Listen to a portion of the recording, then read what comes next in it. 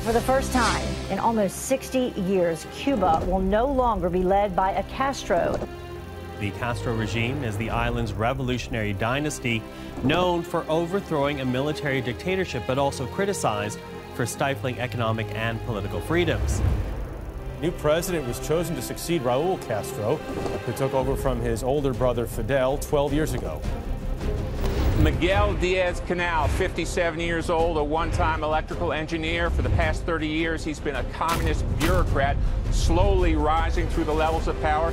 Effective immediately, he is Cuba's new president. Seremos fieles.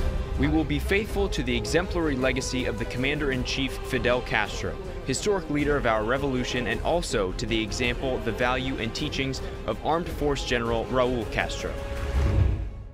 He's just a figurehead. He's a puppet. If the new president ultimately is still going to be answering to the Castros, how big a change is this really going to be politically? I believe that tomorrow is going to look very much like today and yesterday. The Cuban people will be no closer to freedom today than they were yesterday. Their life is not going to change.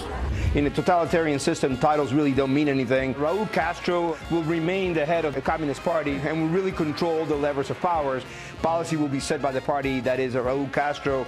Raul Castro's son is in the Interior Ministry, in head of surveillance, and Raul Castro's son-in-law is the CEO of the largest holding company that controls about 90% of the Cuban economy. You have military holding companies involved in provision of goods and services at the port terminals for cruise ships, buses, rental cars, hotels, marinas, etc. If you're not allowed to do any business with military companies, essentially you can't do business in Cuba. All the business is run by state anyway, so none of it is going to the actual people. So the Castro family, which is really a Cuban equivalent to the Corleone family, will continue to hold all the levers of power. Yeah, Raul remains head of the Communist Party until its next Congress in 2021.